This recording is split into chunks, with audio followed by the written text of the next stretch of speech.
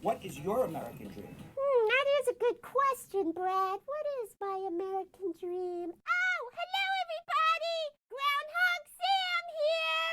Happy almost 4th of July! That's right! Tomorrow is the anniversary of America's independence! And I was just getting into the mood by watching one of our American Dream segments. You know, I've never really thought about what my Groundhog Sam's American dream would be. Well, I would like to wish that everybody had a full stomach of pretzels and no one would ever be hungry. I also would wish that everyone could have a shelter that's warm and cozy for them. Something dry with lots of pine cones in it. And I also think that everybody deserves to be employed at a place that they love with a job that really suits them. Just like I have here at Bradshaw Live, Spar and Bernstein. Who knew a groundhog would fit in so well in a law firm? And of course, my American dream is also for Pimpa, that we can get her here and get her U.S. citizenship. I, for one, would be open to even marrying her for that, because I'm selfless. Ha ha ha ha.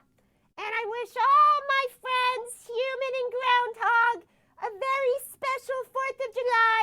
That even includes George. Did you miss yesterday's episode of Bradshaw Live? Well, in case you did, Brad spoke to Anna Adlerstein and Emily Saunders, who are both human rights advocates who assist migrants once they have reached the U.S. southern border by explaining to them what the asylum process is like and what they will have to go through. Funny enough, just for doing that, when Anna was observing a migrant who was requesting asylum at a legal port of entry, she got arrested and she got accused of human trafficking.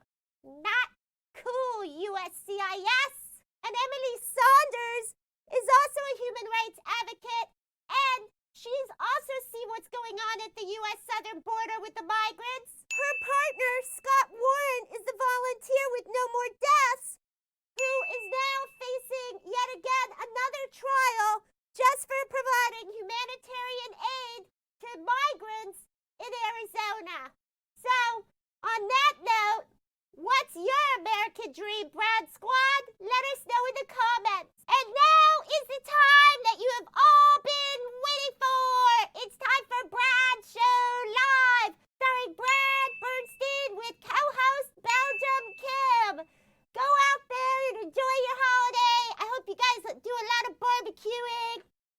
Maybe get to the beach. Me, I had a great time last year celebrating the 4th, so I'll be patriotic again this year in some way. Enjoy, people! Happy 4th of July!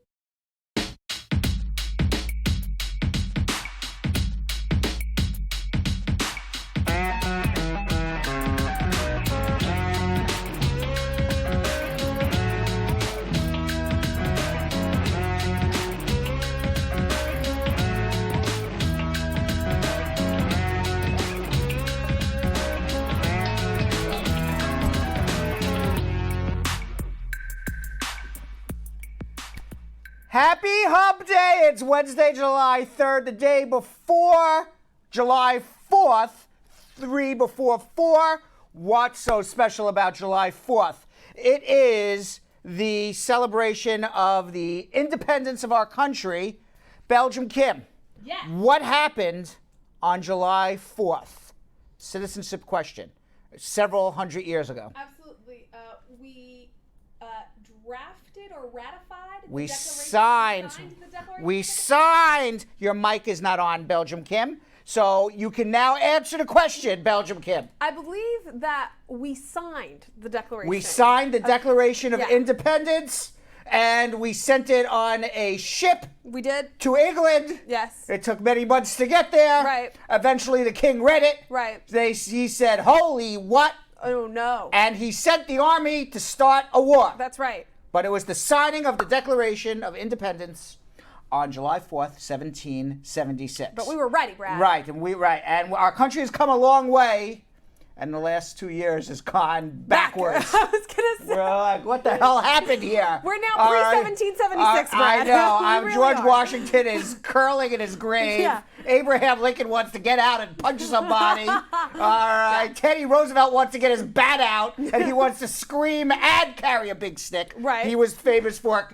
talk softly and carry a big He's stick. gonna do all of He's it. going to do everything. He's Right, going to yeah. scream and yell. It's the disaster right now. It's a disaster, It is an Brad. absolute A disaster. disaster. It's such a disaster on July 3rd, 1776. I'm going to tell you what July 3rd, 1776. What do you think July 3rd, 1776 and July 3rd, 2019 have in common, Belgium Kim? I feel like there's a general state of unrest in the world. Okay, Brad. that's a very good answer, but I have a better answer. Oh, great. Both on July 3rd, Yeah. 1776, and on July 3rd, 2019, Yeah. nobody could access Facebook, which is why, which is why we are only on YouTube today. Some issues with Facebook. Yeah. Because they knew.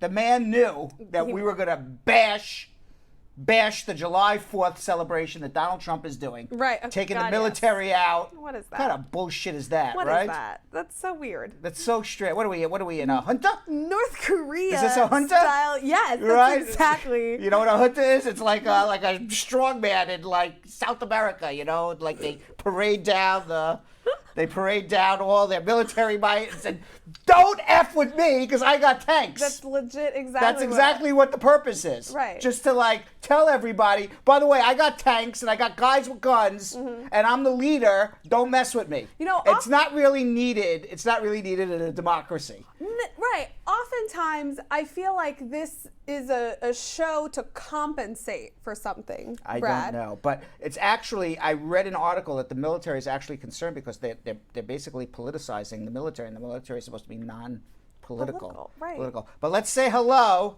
to Jalov Del Rito. Now, we may have many of our Brad Squad members on Facebook, and I may not know who they are. Right, We're going to 'cause they have got to different interpret names. I know. Okay. Cece Mitchell, Sandra Salinas, how are you? Tracy Lacey, Batter Will, Carol, the Top Cat, Tigress 2, Anderson, Clever Singh, Demba Sow said hello from Philly.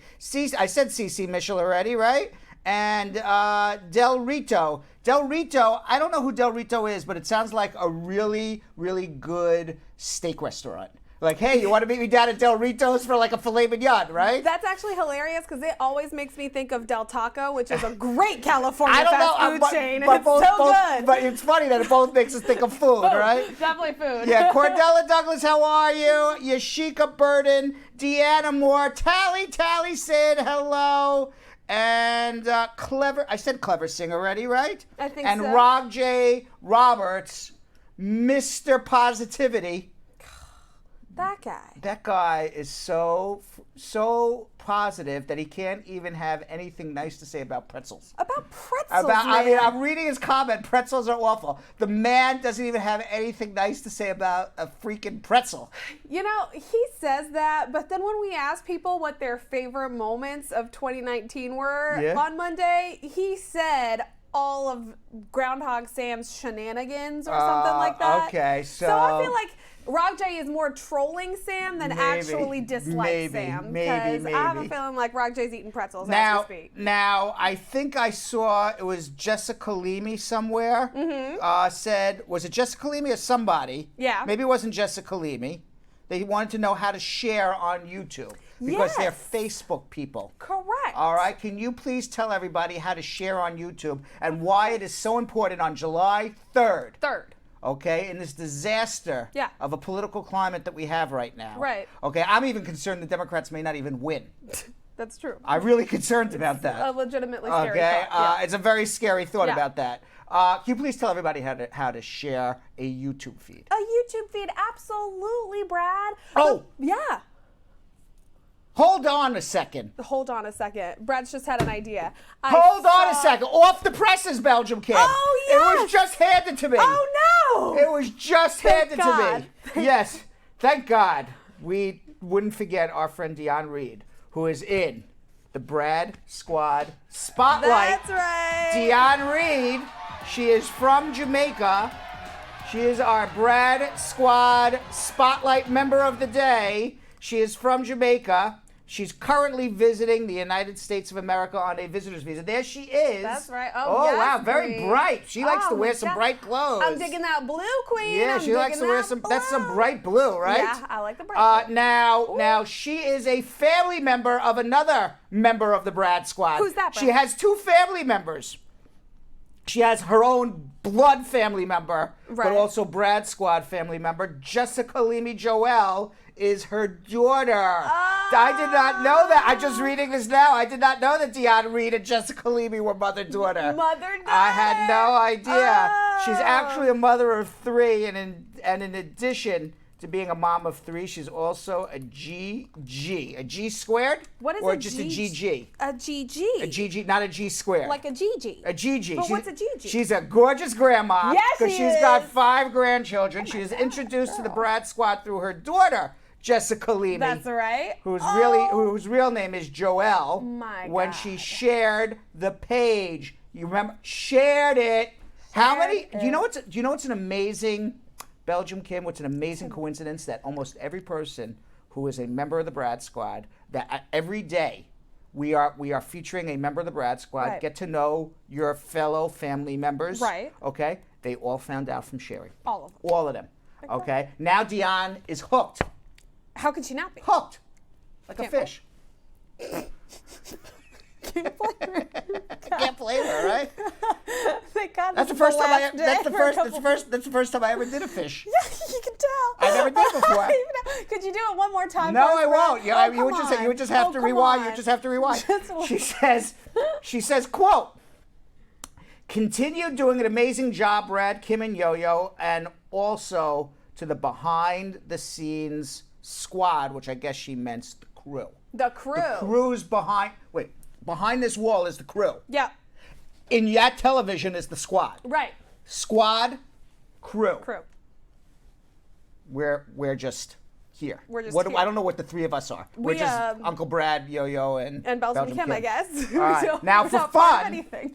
now for fun, she likes to hang out with her family Yeah. and tune into Facebook Monday to Friday, but today she's tuning into YouTube to watch the best immigration lawyer ever. I wonder who that could be.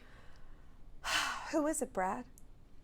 Says here on this card, Brad Bernstein. Oh, That's who it says. Direct quote. That is who it says. And that is our Brad Squad member of the day. Let's rifle through the pictures very quickly because I like to take a look one more You do. time. Can we rifle through them? Coolio, there she is in her bright blue. Wow, she really is a G squared. That's one of her grandchildren. Yeah. That can't be her, right? And there's Oh another my granddaughter. That's a God. granddaughter in a tutu. Very cute. Look how cute. Yeah, Third up grade. third. my God, Oh, wow, she's going through queen. all the family pictures. Oh all my the family God. pictures. Oh my God, Look at how these cute! you can tell who is Oh my- important to Dion. Oh my God, you can eat these kids up. Oh my God, You they can are eat them so up, right? freaking Don't you just want to like hug them? If you had twins, would you dress them up alike? Yes. I so would. Yes. And now who's this? This is I Oh, guess is this this the is whole family? This is the whole fam here. Oh, part of them? Very Oh my cute. God. Very very cute. Look how cute. Oh, Very cute. I got to tell you something. Bravo, Dion. bravo. Bravo. What bravo. a family. It's a very cute family. What a Very family. cute family. I love it. I love it. And Cordella Douglas says, by the way, Kim, you look very good in blue too. Yes, you, I'm Cordella. just reading the comments as they come along. Read away, bro. Yes, yes. All right, and with that, Belgium Kim, now you can tell everybody who's unfamiliar with YouTube Who's unfamiliar. the inner workings, Right. the complications, Right. the complications of YouTube, how to do it. Right. Just tell them how to do it. The inner mechanisms. This is Hump Day, Belgium Right. Kim. Just tell everybody how to do it. How to do it. How to do it. Do you want a racy share No, again? Because no, last no, time you no. thought it was too racy. It was too racy. Last time I said. All right, I'm just telling. It's already getting a little hot in here, and I haven't even got to the Hump Day news yet. Just Okay. tell them how to do it. How to do it How to normally. do it. Just real regular Yes. style. Okay, you guys. The first thing that we need you guys to do is make sure that you have subscribed to our page. Because if you haven't subscribed to our page, you're never going to know when we actually go live. So hit that subscribe button and hit that little bell right beside it. That's how you get the notification. Also, YouTube, literally, you're all in one place today, all of you. So you only have to do one thing. Just share the show. Hit share, hit copy link, and you can paste that link as a text message. So literally on most phones, all you're gonna do is long press it. Just like keep pressing, hit copy, and then keep pressing and hit paste. And you can do that to anyone that you talk to on your phone, whether it's a text, whether it's a WhatsApp, whether it's a Facebook message or an Instagram DM, whether it's a tweet. However you listen and communicate with people, that's how you can send them the link. And you can tell them that we're live right now and that they only got one place to get their immigration questions answered for free right now before the holiday weekend. Don't go into this July 4th stressing. Go into Independence Day feeling independent, fam. So make sure that you tell us how you think and feel in the comments, because we obviously want to keep engaging with you, and you know we don't. So things are about to get a little bit crazy. And also, make sure that you have thumbs up to our show. It makes us feel really good. It is the easiest little piece of validation we get on a daily basis, fam. So make sure to hit that thumbs up. And now is the time you've all been waiting for. Tell them to join the Brad Squad. Well, because I didn't want to do a Facebook thing. But why not? All right, fam. On Facebook. You know, back in the day, on July 3rd, 1776, there was no Brad Squad. There was no Brad Squad. All right, so we have a Brad Squad now. So go tell them what to do. When Facebook is back up and running and you guys can actually see everything that's happening, you can go check out our Brad Show Live Brad Squad on Facebook. Write this link in. It's going to be in the comments. Make sure that that's the only place where, first of all, you are guaranteed to get your question asked and answered if you are one of the first 5 people to ask a question that day. So that's the only way you can get a guaranteed response to your questions, family.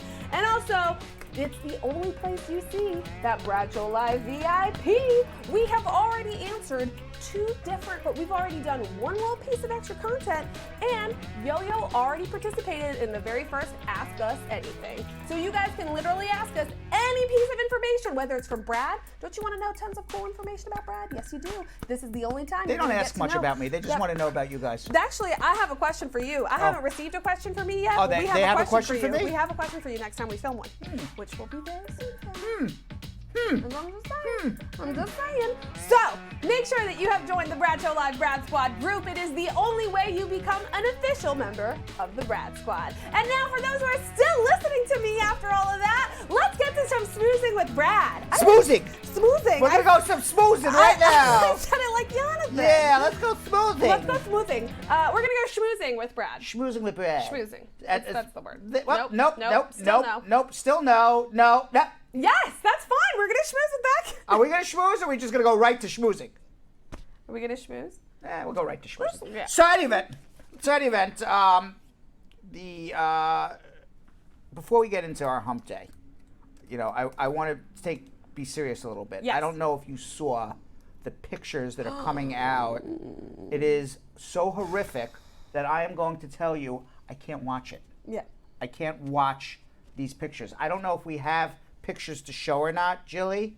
If we have pictures, they're really, really, really shocking. Now, CBP, they are plagued by overcrowding, poor resource management. Donald Trump is taking every last person who comes to the border between Mexico and the United States and who makes it across. He's putting them in jail. As a matter of fact, Attorney William Barr prohibited anybody from getting bail. And that was overturned by a federal judge today. And I can't believe that after a federal judge says it's a constitutional right to bail. Right. Okay? None of these people in jail, you have to remember, none of these people in jail committed a crime. Right. They are coming here and applying as refugees for asylum. And what do they get for applying as refugees for asylum? They get punished. But not only by being put in jail, by being put in horrific conditions and having their families and their children separated from them. Yeah. The purpose of an immigration detention facility is 3 things. Okay.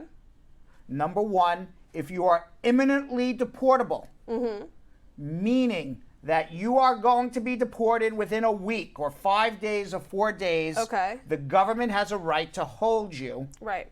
As a matter of fact, the Supreme Court said up to 6 months. Right. But it's really, you know, the purpose is we're about to deport you in about 4, 5, 6 days. We're not going to let you out into the population and then have to track you down. Right. That's one reason. Right. Okay, that you are getting deported. Number two, you're being held and somebody has looked at your records, including an immigration judge if you have requested bail, and said you have no relief from deportation. No matter what you say in court, because of the reasons why we are deporting you, there is no relief from it whatsoever, and therefore we're not going to release you out into the population. We're going to try to deport you as quickly as possible. Right. Now, they still have to release the person after 6 months, even if he's an aggravated felon. Right. That's what the Supreme Court said. And the last reason, to hold somebody in jail, is because you believe they're not going to show up to their deportation hearing. Right. Those are the reasons for immigration detention. Immigration violations are civil violations, not criminal violations. And as a matter of fact, most of these people haven't broken the law.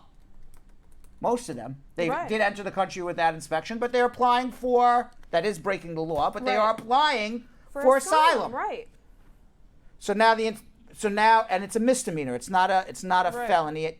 Anyway, now the Inspector General report found that 31% of the children in these facilities it visited were being held for a longer period of time than 72-hour maximum allowed.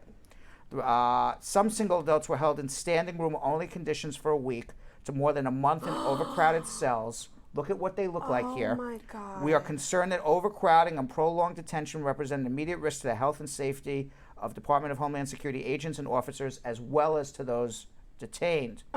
One senior manager described the situation to an inspector general as a ticking time bomb. No kidding. Now, a Dr. Dolly Lucio Sevier, a pediatrician who interviewed 39 children at these facilities, submitted a court declaration likening the conditions to the detention centers in torture facilities. Okay, this is the United States of America. Right. And this is what we're going to be celebrating tomorrow. Right, exactly. And this is who Donald Trump is going to have a military parade at the cost of tens and tens and tens of millions of dollars to parade military equipment down the street and then have to repair that street. Right, of course. And make a complete political charade while this is happening. And you're telling me you can't take that money and build another jail, hire more judges, give more humane conditions? You're absolutely right. As I was saying, a federal judge blocked Trump's policy ordering people who were in jail. Right. They were not allowed to get bail. Right. That was Trump's policy. Okay. Now they're entitled to a bail hearing. Thank God. As of today. Yeah. Okay. The purpose of jail, again, you're imminently deportable. You have no relief from deportation. We don't believe you're going to show up to your hearing. Everybody sitting in that detention facility has already passed a credible fear interview for asylum. They have a viable claim. Most of them will show up. Some may not. Most will. There's ankle bracelets for several pennies a day you can put on somebody to track them all over the place. Don't need to house them like animals. Don't need to house them like animals. Meanwhile, Trump says in return to the federal judge, who is literally following the Constitution of the United States of America, says the judge is in favor of open borders and is going to allow every criminal into America. No, the judge is in favor of humanity, the Constitution of the United States, and the civil rights for individual people. Yep. Let's call it what it is. Good for you, yeah. Absolutely. Meanwhile, protesters are protesting all over the United States today to close the camps. There's a hashtag that is trending on, I guess, Instagram, Facebook, all over social media, Twitter. Hashtag close the camps. There were over 185 different protests today. The protests come a day after a congressional delegation visited some of the facilities and reported migrants being held in the inhumane conditions that we're talking about. Of course. It was yesterday, the protests, not today. Yeah, in addition, $4.6 billion has been approved by the U.S. government, by Congress, to give, to help. I don't know where this money's going. And that's the thing. See, this is the problem. Yeah. Because it was given as $4.6 billion block grant. Right. Block money. like Right. with no strings attached, that it has to be spent here, here, here. We don't know where this $4.6 billion is being spent. Right. The progressive Democrats, which I am not, by the way, a progressive Democrat, I'm not in that camp, but they were right. They were putting money to health care to help these children, build more facilities if you're going to detain them. Right. Ankle bracelets, judges to process cases Right. faster. I don't know where this $4.6 billion is going. Meanwhile, Trump, as I said 3 days ago, and I even texted you, right? You did. I said, after Trump lost the Supreme Court decision. Are we on Facebook, by the way? Because my computer froze. We're not. I mean on YouTube. Yes. We are. After Trump lost the Supreme Court decision, and you're not allowed to put the question, "Are you a United States citizen?" on the census form, he said, "We're going to have our lawyers look into it." And I said, "Okay, they could look into it, but the Supreme Court says you're not allowed to put this question on." And Trump said, "Well, we're going to delay the census." And I said, "You can't. Right. It's in the Constitution. You Founding can fathers. tell your lawyers to read the Constitution." Right. And I said, if he really had a plan on how he was going to not do the census, he would have come out and said it. He just said, "I'm going to have lawyers look into it." Right. Well, it turns out that the Justice Department is now printing the census forms without that question on there. Of course they are. And that is the end of "Are you a U.S. citizen?" for the census. The census is going to go out without that question. Something that really shocked me when I was reading this story is how precise that question was going to be. It wasn't just like, "Are you a U.S. citizen, yes or no?" It's, "Are you a citizen by naturalization, by birth to U.S. citizen parents?" That's right. It was like very. It wasn't just yes or no. It was very detailed. It was designed to make people not fill out the census who are Totally. minorities. Honestly, it would make me pause. Right. It would make me pause. So my computer's completely frozen, so I don't even know how I'm going to be able to take questions at this moment. That is, No, it's okay. It's okay. We will fix it in a minute. Okay. All right, because Anna has something to say shortly. Okay, great. Okay, but in the meantime, Ivanka Trump. This makes me laugh. We were supposed to do this yesterday. We didn't get to it. Right. Right, but this makes me laugh. She was at the G20 summit, I guess, in Japan, and she was kind of like poking her head into every conversation. And everyone on the internet is like, "Why are you poking your head into every conversation? You have nothing to do with the U.S. government." So earlier this, and it was totally cringeworthy. And many people couldn't help but wonder what the president's oldest daughter, Ivanka, who had zero qualifications to be at this meeting, has absolutely no diplomatic experience, Of course. no foreign policy experience, why she was there in the first place, and why she was part of these very detailed meetings with heads of state. Right. So pretty soon the hashtag unwanted Ivanka was trending on social media with memes photoshopping the first daughter in the funniest scenes. Do we have any? Okay. We do. We do. There they are. There they are. Now, what The that, Dust is that? Bowl? Is that what is that? That's her in the Dust Bowl. What Dust Bowl? What is The the Dust Bowl during the Great Depression. Have you never seen that picture? Okay. Oh, I guess we just have one picture. Okay, think we we'll have a move bunch, on. yeah, we Oh, have a there we bunch, are. yeah, Okay, we we have a have bunch. I'm getting yelled at. Oh, we have a bunch. Yeah, Well, no, we but you have came back to me. All right, so there we are. You got it. By the way, whoever's yelling in my ear has to stop yelling in my ear because I can't talk and listen at the same time. Fair. There's Martin Luther King. I have a Where's dream she with Martin Luther Ivanka. King? There she. Oh, on the Titanic. On the Titanic. That's really funny. And what is that? That's Iwo Jima? Iwo Jima. Putting yeah. up the Right. flag at Iwo Jima. What a great patriot she is. And that's Nixon and that's Elvis? I can't see without my glasses I for got that you. far. Okay, so why don't you announce it? Nixon and Elvis, Yeah. obviously, because she was there when in The Shining. Brad, you're an '80s movie. I was love. scared of The Shining. Were you really? Yes, I well, was. I was. Would you have been scared of Ivanka Trump or Jack Nicholson on I the think other side of the door? if Ivanka Trump jumped out of the elevator, I'd be like, "Holy shit!" I think so too. Oh, on Mount Rushmore, Ivanka Rushmore. Oh my gosh, Big fan of that. what is that? She becomes the seventh friend in Friends. That's very funny. That's very funny. The Muppet scientist Ivanka. That's very funny. Love this. Wow, that's fantastic. All right. There's the royal wedding. And finally, finally, there is a freak summer hailstorm that buried a Mexican city under 5 feet of ice.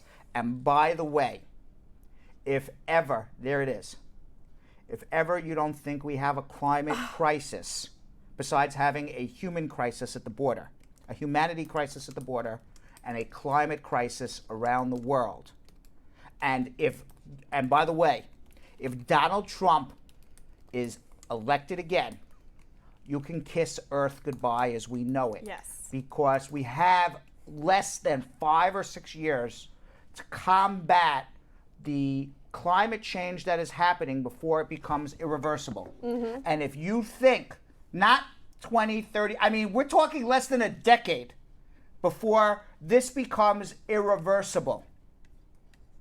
And if Donald Trump is elected, ultimately, our immigration system will ultimately be fixed. A lot of people will suffer, but it eventually will be fixed because Donald Trump's not going to be president forever. You can't go back and change this. Yep, you're absolutely right. You can't go back and change this. There is, in the middle of the summer, not even in the middle of the winter, in the middle of the summer. Of the summer, Brad. 450 homes pelted by hail, not in the North Pole, in Mexico. This is insane. This is insanity. Like, there are kids making ice angels in the middle Insanity. of the road. I think we have a video. Look at that. That's climate change. Yes. That's climate change. All right. Well, we got to get to Hump Day, Belgium Kim, because we got a lot to cover here. Do we have any camels today?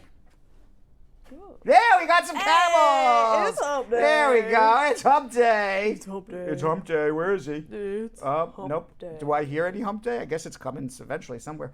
All right. So meanwhile, I don't know any about these Hump Day news, and I don't have Jonathan here. No, it's just you and me today, Brad. So I assume there's no penis news today because we only save the penis news when Jonathan's here because it makes him so uncomfortable. That's true. That's right? actually not. So I will assume there is no penis news today. We're V-light on penis Very news. light on the penis news V-light today. on penis We're news. saving it for when Jonathan comes back to make him squirm in his chair. So the first news article here, Kim, says a woman on vacation demands a refund for a swimsuit fail that left privates constantly hanging out. Now, some swimsuits are pesky little things with their strings and their frills, but usually you can tell them from top to bottom. Right. Unfortunately, for one wearer from Scotland, it was hard to figure out what was the top and what was the bottom. So this 20-year-old Lindsay Brown took to Instagram to complain to bathing suit supplier Pear Swimwear.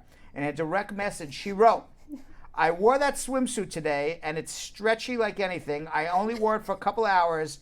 My vagina was hanging out constantly. Is it meant to stretch like that? This is what it was like. It was so bad and embarrassing." Now, a spokesperson for what kind of news is this? She's right. Okay, now a spokesperson for Pear Swimwear replied, "I've had a look at the picture you have sent and believe you are wearing your swimsuit upside down. The thinnest part of the swimsuit will be the strap that sits across your shoulder. I hope this helps you for next time." So, after realizing her mistake, Lindsay's friend Emma took to Twitter, and the rest was history. This thing went viral. So, I gotta say, as a woman, I feel this on a very real level, because especially as a one-shoulder situation, it is kind of hard to tell. But why don't you but then why don't you turn it around to something, right? That's a high-cut bathing suit too. I don't blame her. So the top part is the bottom part. It was just that I think that's so funny, and I relate so. Can we go back to that picture? Explain to me what I'm looking at here. Yeah, because can we go to the picture? Yeah, can we zoom in on that? Because if you see on her shoulder, there is a ton of fabric on her shoulder that is super bunched up. Yeah, she's on the right. So there's mega fabric on her shoulder that is super bunched up because that's the crotch that she's wearing across her shoulder. God. And so the bottom part is super thin and skinny, and it just goes up so high, and it's very clear that that is not supposed to be there. That's been actually hanging very out. funny now that you get that close up. Yeah, she must have been hanging out in that bathing suit all day. Now there is also talking about see-through bikinis. There is now a $600 see-through mesh bikini with a sensor bar across the nipples that's leaving people baffled. Now, a new see-through bikini design is pushing the boundaries of style and subtlety by allowing women to bear almost everything while maintaining a sliver of modesty. What is Now, that? this two-piece bathing suit is basically a piece of tape that goes across your nipples. That's legit. Is that what that all is? it is? That is. Is that what? Oh my Who God. buys this? It's actually made by trendy LA-based brand Cult Gaia and Brazilian designer Adriana de Greas. And everybody seems to be baffled with many questions about this style. The swimsuit, which is called the Chalise Bikini, Okay. and it's described as an ode to tropical surrealism. It looks like an ode to electrical tape, doesn't it? Looks like there's just some electrical tape going across, right? It does. See, I do find that surreal. Like, I do find it very surreal. Now, the bikini description details that it's made from 84% nylon and 60% spandex. Designer Adria de Greas previously created a $326 bikini that creates the illusion that a woman's bust was being supported by a pair of hands. That's the most ridiculous thing I I've don't ever know if that seen. is going off the shelves very fast or not. I do Also, not know. it's $600. Mm. How are you gonna pay $600? Just get some duct tape. Yeah, you exactly. can get an unlimited supply of bikinis for like $2.99. I know, except the duct tape would fall off after a while, maybe. Yeah, you can just keep buying more duct tape. Maybe, Do you know how much maybe. duct tape $600 buys? Meanwhile, a new survey is out with the 50 best looking nationalities. Is this both men and women together? Men and women Yes, together. in a survey sent to over 1 million people, Big 7 Travel asked people to name which country had the sexiest people. And the list is in, Belgium Kim. Are you ready? Okay. You know this already. I don't know this, so I'm going to read this right now for the first time. I have heard some of The most attractive men and women were the sexiest in the world come from the Ukraine, according to this survey. Okay. Ukraine is the winner of the sexiest nationality, Okay. followed by the Danish, number 2. Okay. And we have a lot of Filipinos and Filipinas watching. Oh. Philippines coming in number 3. Number 3. Wow. Now, on the least sexy, the bottom of the barrel, Yeah. the cleverly flawed survey. Yeah. It's cleverly flawed, Belgium I Kim. think it's incredibly flawed. The ugliest people in the world. Yeah. The least sexy. Yeah. The Belgians. Belgium Kim. How is this possible? It's not, Brad. How is this possible? Followed by the Croatians and the Irish. Now, Big 7 Travel says famous celebrities from the Ukraine include Mila Kunis. Oh, yeah. And she's Filipino pop star Bruno Mars comes from he's half Filipino, half Right. black. Now, it's a terrible methodology. Obviously. Okay, the Big 7 Obviously. Travel Company has taken a survey of its 1.5 million social media followers. 1.3 million actually live in the Ukraine. The company did say that the term was highly subjective. The survey respondents were given no further specifications. For the Irish and the Croatians who felt slighted by the survey score, the travel company apologized, saying they do have some beautiful scenery, but some ugly people.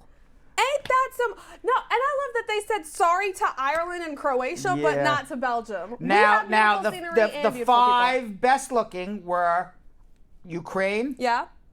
the Danish, that's Denmark, Yep. Philippines, Brazil, and Australia. And Australians are The pretty 5 cool. ugliest. 5 ugliest. In no particular order now, because I don't want to insult you any Okay. further. Thank you. Ireland, Croatia, Belgium, Slovenia. Oh, that's such a random... Slovenia, that's where Melania Trump is from, Slovenia. Yeah. Also, that borders the Ukraine. So are you really telling me that Yes. it's such a different... Slovenia's ugly? Right, like Ukraine is the hottest, but Slovenia is in the bottom 5. Slovenia is between Slovakia and Italy. Oh, you're right. Yes, it you're does right. not border Ukraine. You're right. You're absolutely right. Norway, Norway. And America. Are the bottom 5? The bottom 5, and the United States of America. Norwegians are known as like hot blonde people. And now for those thieves who like to steal Rolexes, Belgium Kim. Yeah, Brad. Here's a way to steal some Rolexes and get away with it. Prosecutors in Florida, of course this happens in Florida, were forced to drop criminal charges against a Miami woman accused of stealing 5 Rolex watches, 4 of them found inside of her vagina. Oh my God. Yes, Delaruja Brookins, 29. She beat the grand theft charge early this month when the businessman who claimed to have the watches stolen by him stopped cooperating with the prosecutors. There she is. Now, Brookins of Oakland Park was arrested in January after police said she first met Ramon Diaz, who had his 5 watches stolen at a popular South Beach nightclub.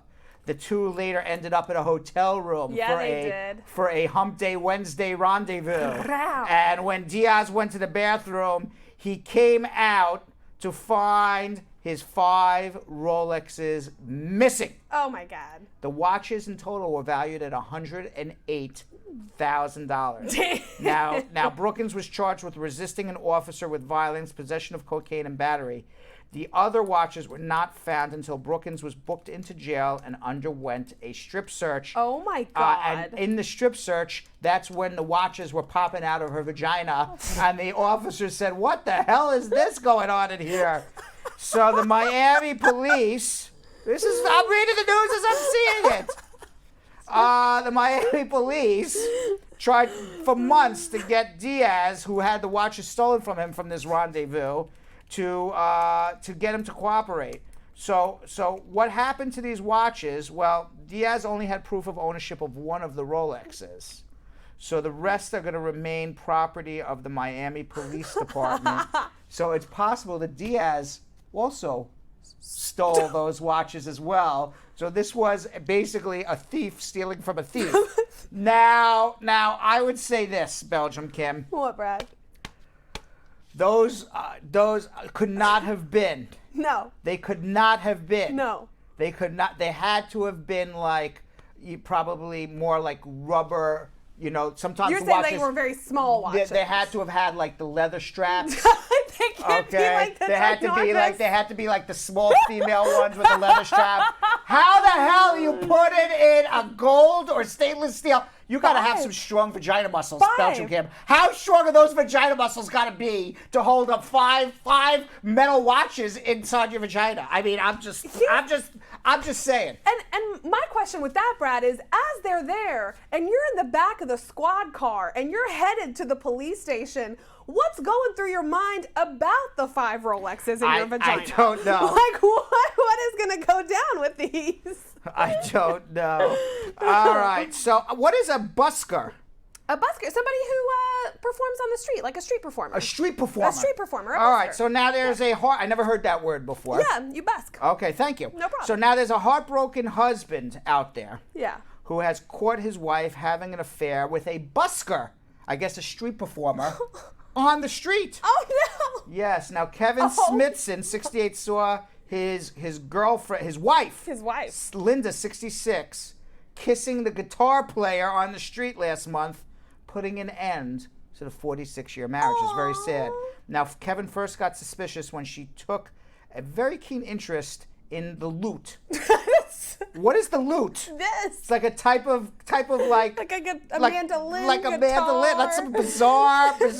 Such a random instrument. Honey, I think I want to take up the lute now. Become very impassioned at 62 about the lute. Yeah, you know, I never really gave thought to an instrument, you know. Piano, drums, guitar, violin, bass guitar, lute. Lute, baby, okay, lute. and was planning to take lute lessons with her ingenue, right? Her busker, Edward Fitzbiggins. Now, his fears grew as Linda spent hours on the supposed shopping trips and lessons, leaving their home for up to 4 times a week. Now, the car salesman said earlier this year she came home and said she had booked a series of lute lessons She's not even musical. I wish I could do an English accent because it would be a lot funnier. Because I thought it was very odd. I thought it was very odd. She's not even musical, and she wants to play the lute now. Yeah. So another time she was going shopping, but came home 4 hours later with just 2 bags of stuff. 4 hours of shopping, 2 bags of stuff. So Edward's keen intellect, as the car salesman said, something is up. So on the final confrontation, he said, I saw her coming along the street with another man. I even saw them kiss before she knocked on the door. She then asked for a divorce with her busker on the side. Oh my God. Linda is now living less than a mile from her marital home with her lover, and there's no word on whether she is continuing lute lessons. How did this even make the news? Where would you even find this, Belgium Kim? Good English newspapers, Brad. English newspapers. The Sun and the Daily Mail are truly trash rags that are great. You know, the UK has some really weird things going on over there. I feel like they've been married for 46 years, Brad. Yeah. And she did that to him. Good riddance, my man. Yeah. Good riddance. Yeah. And she did not want to make up, apologize. She came with the divorce. Lute lessons? She came with the divorce to his door with the boyfriend behind, and he didn't even know that she was having an affair. Didn't even have a sit-down discussion with him. Yeah. The world's first vagina museum, Belgium Kim. Yeah. I'm excited. I don't know if you are, but I'm excited. Jonathan, I think, is going there on his way to Greece. He's on his way to Greece, but he said he wanted to stop to this vagina museum. Yeah. It's opening in the UK, and they have plans to sell vulva cupcakes. Oh, yep, there is the Museum of Sex in New York City, which I walked in the other day for the first time. Nice. Yes, it's down the street from my apartment, actually, and I always wanted to walk in. I walked through. And everybody's there as like a couple or with like a bunch of friends. Yeah. And I felt like I was like some like pervert that I was walking around there by myself. And then I'm like, all right, I feel too like this is like way too much like perverted. I'm like in the Museum of Sex by myself. I was just curious what it was. And then I walked out. I'm like, all right, I got to come back with like somebody, you know, because everybody else was there with like friends and laughing, or they were there with their friend, their girlfriend and their boyfriend. And then I'm like the perverted guy going, woo, look, So I walked out very fast. I think that was a great call, Brad. That yes, is so right? not Is that true? an alone It's so activity. not an alone activity. That's a terrible But idea. I always walk by and I'm like, I wonder what's inside here. Brad, if you ever go to the red light district in Amsterdam, also don't walk around by yourself. You'll yes. also look creepy. Yes, I will also. Well, I'm going with my kids. That's going to be real, but at least they're teenagers. Yeah. Yes, that's how I'm comfortable too. Tourism. Yeah. All right, so the Vagina Museum, and it's going to be opening up in the UK, and it's a museum of all things vagina. Vaginas, vulvas, gynecological anatomy. Yes, queen. And the project was launched in March of 2017. Yeah. And Florence Schechter, the museum's founder, is a science YouTuber and hopes to rid the stigma that surrounds the vagina. There is a stigma. There's a stigma. What's the stigma? I mean, women don't talk really about their vaginas. As a woman, you don't talk about anything relating menstruation. All of that stuff is just like, ugh, but it's not bull. It's natural. Now, I assume this is a typo because it says here that they plan to open in 2032. It seems to be a long launch, but it's actually 2022, I would assume. No, so this is a pop-up that they're opening this November. Their permanent museum that they want to make a complex out of. They want it open. They have a 14-year business plan. Yes, they do. Yeah, Brad. best of luck. Let's move on. All right, and finally, Belgium Kim. Yeah. This is crazy. Where did this happen? I don't know. I don't know where this happened, but we're going to find. Oh, it happened in the United Kingdom, of course. Of course it did. All right. Only in the crazy UK right. can a woman get arrested for nagging her husband to do the house chores. What? Yes, Valerie Sanders claims she only asked Michael, 58, to vacuum, clean the patio doors, and not go to the gym so often. Okay, that sounds But she was reasonable. prosecuted for controlling behavior, but the case was eventually thrown out. She added that she was treated like a criminal just for nagging her husband to do some vacuuming, and claimed he spent hours at the gym or washing his car rather than helping at the house. After an incident at Michael's work where Valerie nagged her husband to clean the house, co-workers called the police, and this is him. He is jacked. He's jacked. He must spend a lot of time at the gym. And 4'10" Valerie was charged with controlling behavior. Oh my God. Usually used to protect vulnerable women. Now, Valerie, who owns a cleaning business, says it's outrageous this ever went to court, but Michael hit back. And I don't know if I like that term, hit back. Right. Because he's a big guy and she's a tiny woman. Right. I'm not sure if she should have gone to court or not. That was not my decision, but she was controlling. She was constantly nagging me. She used to leave the vacuum out or the polish and wanted me to clean every day because of my dogs.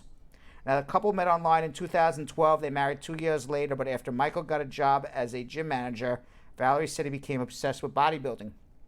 He started to do bodybuilding competitions. It wasn't even attractive. It was like cuddling an ironing board. Oh. She even has to she has to compare everything to cleaning. Cuddling An an ironing board. Yeah, he started to take Viagra because he said he couldn't get an erection, blaming the steroids. God. But when he took the tablets, it made him sniffy and snotty, so I refused. What does sniffy and snotty mean? Like he got a runny nose. He has a runny nose from Viagra? Apparently. I never heard that. I don't know. I don't know Viagra side effects. That's why brought you in. Remember tissue? We have no tissue. I never heard of that before. Anyway, but it explains that cold you've had for the last 6 months. I've been taking antibiotics for no reason. I just gotta stop taking Viagra every day. Who knew? So anyway, Diagnosing one of Yes. Brad's medical problems at a time, Yes. Brad Show Live. so this coercive and controlling behavior within intimate or family relationships has become a criminal offense. Whoa. So it's a criminal offense now in the United Kingdom to nag your husband to do the chores. How are any relationships still intact? I don't know. Now, just as a I guess an epilogue to all of this. The epilogue is the final thing that happens at the end of the story. Right. The couple is now getting a divorce. No. Yeah, I think Valerie said 17 hours in a prison cell broke my love for this. She used a bad word. She dead? Yeah. Such a relief. Relief it's over. Such a relief it's over. Such a relief it's over. Oh my God. Yeah. Now, Belgium Kim, before we get into our questions, because I got to get my computer started here again. Yeah, absolutely. Anna Azcona. Yeah.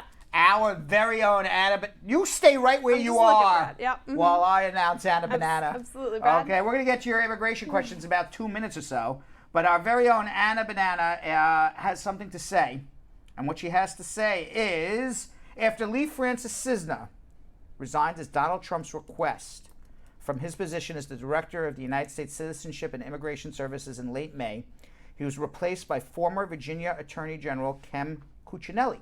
Okay. Now, many people are upset about Cuccinelli's appointment. He has little to no experience dealing with immigration, but does have a history of anti-immigration rhetoric, just like his new boss, Donald Trump. Our Miami field correspondent, Anna Azcona, has something to say about Cuccinelli's appointment in another edition of This Just Doesn't Make Any Sense. We don't have it. All right, so then let's do this. You know Belgium, Kim. What's that? As we kick off the July 4th holiday. Yeah. Yeah. Gotta roll with the punches We're here. rolling with the punches. Roll with the punches. Yeah. As we kick off the July 4th holiday, we get it into gear. Yeah. Many people go to the beach for a getaway. Yeah. And Belgium Kim, our very own Belgium Kim, recently went to the beach in Coney Island where she celebrated the 37th annual Mermaid Parade, which celebrates Coney Island culture, art, and self-expression. Now we're going to watch Belgium Kim at the Coney Island Parade, and we're going to come back and do our immigration questions in about 5 minutes. But you had a fun, but you had but we can't do that either. No. I had a great. Earlier this year, Belgium Kim. What did we do earlier this year? Yeah, earlier this year, Belgium Kim, the crew gathered for the very first. Yeah. It's one of those weeks. We just got to retire from this. Thank God that this is the last day of the week. Thank God. Yeah, earlier this year, Belgium Kim. Yeah. The crew went to the first gathering of the Immigrant Women Entrepreneurs Networking event here in New York City, sponsored by the Miss Immigrant USA. Yes, we love Now, that. this event is designed for immigrant women to network, do business, brainstorm, support each other, and have fun. Belgium Kim was there, and by the way, I think Julie Bean may be getting involved. It's a thing. In this is she getting involved in this organization? I think she might be. She may be. Yeah. All right, so we're gonna watch Belgium Kim at the Entrepreneurs Network for the Immigrant Women's Networking event, and we're going to come back and answer immigration questions in a few minutes. Oh, we don't have that either. So, Real? Is that real? it's real. It's real, Belgium Kim. All right, so what I'm going to do, Belgium Kim. Can I just scoot on you over go. and You help go you? take this. Yeah. All right, and I'll just talk a little bit. Do you want to read immigration No, questions? I don't want to read any immigration questions. Ladies and gentlemen, what we're doing right now is we're fixing technology on the fly. Okay? So my computer froze somehow, and I can't talk and unfreeze it at the same time. So what I have done, okay, because I have nothing else that I can do, because all of our content seems to also be frozen. Right. We undid my computer. We did. Right? Let me tell you what we did. Okay, I'm holding a cable in my hand. Once this cable goes back in, okay, it's okay. I just want to explain something.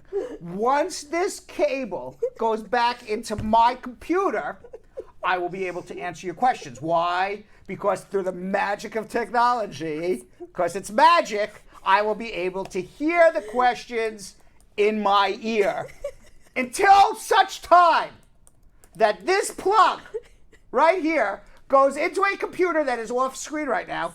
I can't hear anything. So soon.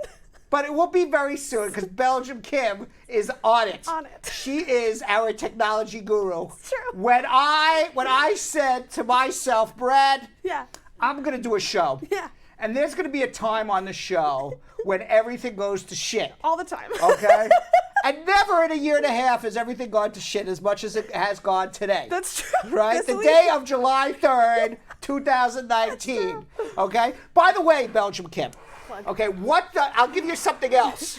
Okay? What does July 3rd, 2019, Down. Bradshaw Live, okay, and United Kingdom of July 3rd, 2019 have in common? Running. Everything has gone to shit. Running amok, We're Brad. running amok. Running We are amok. running amok.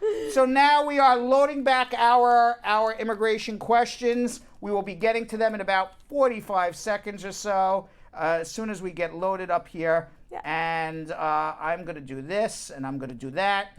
And any comments, by the way, because I can't even see any comments right now while my computer reloads. Belgium Kim, anybody has anything funny, interesting, or unique to say, Belgium Kim? Cordella said, this hump day I'm going to stop eating and watching the show because I'm always biting my tongue.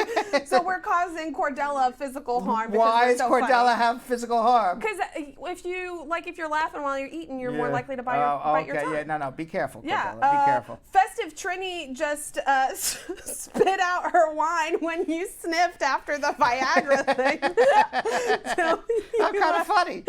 you are legit. I'm legit funny sometimes, right? You are indeed, and people are angry that Jamaica was not listed as a nation in the top 50. I'm angry also. And they're absolutely right. It wasn't even voted on. I'm angry also. That's how you know that was a bullshit test, fam. I'm still angry. I'm still angry about the last survey that you brought to our attention, that Long Island has the least sexy accent.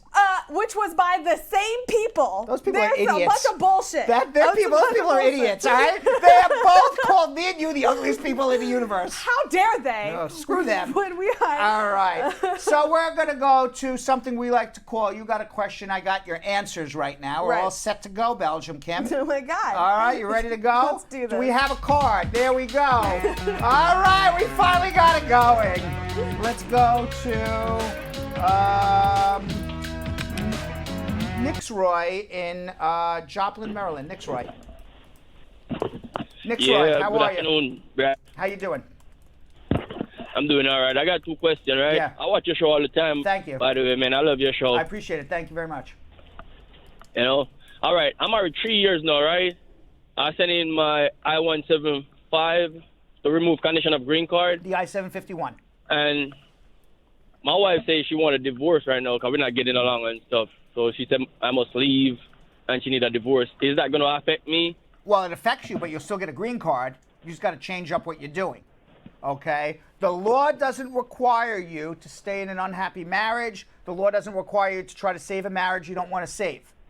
all the law requires, what the whole purpose of the I-751 is to look back on the day you got your green card, on the day you went for your adjustment interview, or the day you went for your immigrant visa in another country at a U.S. embassy somewhere, and have the government look back a second time in the past and say, when this person got a green card, whether it's through adjustment of status or through processing at the U.S. embassy, was this a bona fide legitimate marriage?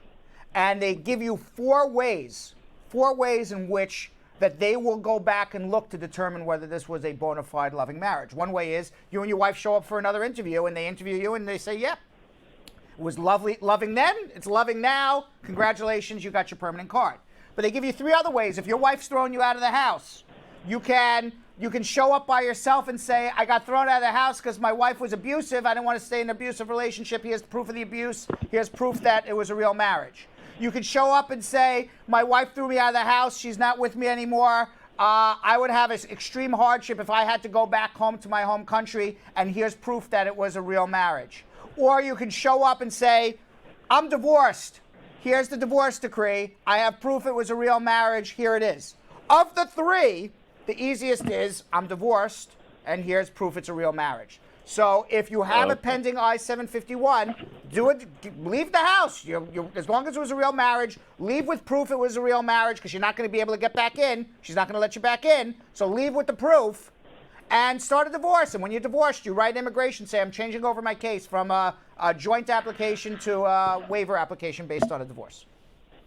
Oh, okay. All right? Okay, thank you. I can help you. I can help you. Hold on one second, all right? Hold on. All right, let's go to Margaret in Miami, Florida. Margaret. Hi. Hi, Margaret. How are you? I am good. How are you? Fabulous. What's going on? Okay, I'm a green card holder, right? And my kids are here. Mm-hmm. I sent in my I-130 form. I wanted to know, can I file the adjustment of status? Because I noticed how old are they prior now? to dates are current. Right. How old? They're under 21. Yes, they're all okay. under You got to 21. get because they're not immediate relatives. The government is going to make you get the I-130 approved first. So you can only file a pending I-130 with an adjustment when you are an immediate relative. This is an immediate relative means you're not on a waiting list. So you got to get the I-130 approved first before you do the adjustment. They're gonna bounce it back. Now you can certainly try to do that. It doesn't hurt. Maybe they'll accept it. You never know. I'm just telling you what the general policy has been for years and years and years. Priority dates have just become current for this month, so maybe they'll accept it. I'm just telling you, in the past, that's what they used to do 5, 10, 15, 20 years ago when we had a similar situation. Okay. So you can try. You can try to do it, but my guess is, yes, you can try to do it. But my guess is that they're going to return everything to you and say, we can't accept this because you have to have the I-130 approved first. If you are going to do it, make sure that the kids are here at least 90 days. It's just something I read on the USCIS I-485. One of the things that changed on the form, who can file, they have there, as long as there's an available visa. Then do it. Then do it. You can, copy. Do it. I just wanted to know if you guys. Nothing bad will happen. The worst that'll happen is they don't accept the application. Okay? So, but make sure that the kids are here at least 90 days. Okay. Before you do it. Okay? All right. Thank you. All right. Let's go to Fam in Dallas, Texas. Woo. Fam. Whoa, what's going on? What's going on? Not too bad. I just have two questions. Mm-hmm. Can you hear me? Yeah, I hear you. Yeah, one of my brothers, he's in Nigeria right now. He used to live in the States, and he got deported in 2012. What was he January. deported for? For like credit card fraud or whatever. Okay, well, that's a big whatever. Was it in excess of $10,000, the credit card fraud? I'm not sure to be exact. You're not sure to be exact. All right. Yeah. If it was in excess of $10,000, he's not coming back because that would make him an aggravated felon. Oh, okay. So let me ask you another. Yeah. Okay, go ahead. Another question is, my niece is going to be 21 next year. Can she file for her 3 siblings in Nigeria that share the same father? Yes, you can file for them now. How long would that take? 12 years. 12 years? Yeah. Oh, okay, no problem. All right. I'll call for a consultation. Okay, great. About that. Hold on. All right, let's go to Ashley. Now we're going to see, that was Fam. Now we're going to see Ashley from Brooklyn, New York. Ashley. Hello. Hi, Hi. Ashley. How are you? you? I'm good, thank you. I have a friend, and she got married to a U.S. citizen, and she got her 10-year green card. And her husband, he left her for another state, and she was wondering if she could get a divorce or how it would affect her if she got a divorce. Did she get her green card, or she has a pending green card? She got her green card. It's a 10-year green card. It's a 10-year or a 2-year? 10-year. Okay, when did she get her green card? Was it in April? April. Yes. All right. It would affect, if she did a divorce right now, and she lives in New York. In New York, to get a divorce, you have to show irreconcilable differences for 6 months. That's what you have to show in a divorce. Okay? I'm just telling you facts. Okay? And then you got to put your facts together, okay, and be smart. Okay. All right. So you have to show irreconcilable differences for 6 months. So if you do a divorce right now, we're in first week of July, that means in your divorce, you and your spouse had irreconcilable differences since at least February, maybe before. Yeah. She got a green card in April. Yeah. So either she's lying in the divorce under penalties of perjury because she did not have irreconcilable differences with her spouse in February, March, or April, or she's lying to the U.S. government in April when she got her green card and said, I'm in a bona fide loving marriage with this man when you were having irreconcilable differences. Which one is it? Oh. So, if you got a divorce now and immigration would ever look at your divorce decree, such as when you file your citizenship, that person's going to have a big problem. Okay. So I wouldn't do a divorce now. Maybe in 6 months from now, maybe 9 months from now, but not at the moment. Okay. All right? All right. Got it? Thank you. All right. Let's go to AJ in Richmond, Virginia. AJ. Hey, Brad. How you doing? How you doing? I'm good, thank you. First of all, I'm a big fan of your show. Thank you. My question is, so I have a 2-year green card based on a marriage to a U.S. citizen, which is expiring at the end of next year. But my wife, she wants to divorce me, and we have been living together since the beginning of 2018, though. We do have joint assets, car insurance, bank accounts, photos. Well, yeah, I mean, you're like the third person in a row who we can't seem to get marriages that stay. It's really making me nervous now. Yeah, it's making me nervous that everybody's getting divorced. As long as you are. I was hearing the past few calls. Yeah. As long as it was a bona fide marriage, you're not required to stay in an unhappy marriage. So as long as it was a bona fide marriage, you can get divorced, prove you lived with your spouse for some period of time after you got your green card, and you'll still be able to remove the conditions. Okay, and do you think all that is enough? Because that's all I have in the past 18 months. That's all I got. I would have to look at all your documents. They look at the totality of circumstances. They interview you. You could always get affidavits from people. You can try to recreate bills and things of that nature. You have junk mail that comes to your house in your name. You have junk mail that comes to her house in the name. Any piece of paper that has an address on it. So I mean, there's things you can do. Hold on, and I think maybe you need a consultation, because you seem a little anxious. Like I don't know whether to do what I should be doing. So hold on 1 second, all right? We'll get you calmed down a little bit. Let's go to Melissa in Brooklyn. Melissa. Hi, good afternoon. Hi, Melissa. How are you? I want to find out, fine. My sister is an American citizen, right? She wants to know if she filed for her husband, how long will it take? Where's the husband? Right here in New York. They're both here? Yeah. Yeah, about 6 months for his work permit and travel, and 9 to 12 months for his green card. And if she filed for her dad is right here, but he overstays time. Same how deal. long it will take? Same deal. All right. Okay, then. Thank you. You're welcome. All right. Bye-bye. Let's go to Josephine in Houston, Texas. Josephine. Hi, Brad. How are you? How you doing? I'm good. I'm good, thank you. What's going on? I have 3 questions. The first one is I am a pending asylum.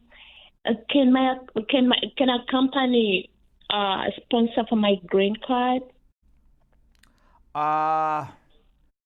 Maybe if you're 245I, if you wouldn't, your problem is going to be that if you're ineligible to adjust your status here because you've fallen out of status, and pending asylum would most likely be falling out of status, you would have to go back to your home country to pick up your green card through a job sponsorship, which is the country you're claiming asylum from, that your life's in danger if you go back.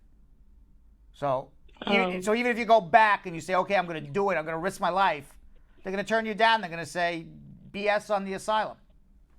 So, I don't see that as an option for you at the moment, but we can have I'm basing it on not knowing you and not knowing your situation. I'm happy to have a consultation with you and then find out more and say, oh, we can do a job sponsorship, but I'm just giving you general stuff. I don't know you, but what you're going on with you specifically. So if you want to have a consultation, I'm happy to do it. So hold on one second. Let's go to Muhammad in Memphis, Tennessee. Muhammad. Hey, Brad. How you doing? Good. How you doing? I'm good. First, I want to appreciate for your program. It's really helpful. Thank you. And I have 2 questions for you, Brad. Yes. Okay. My mom, she's a resident here, and she filed for 3 of my brothers who are living in Ethiopia, East Africa. Right.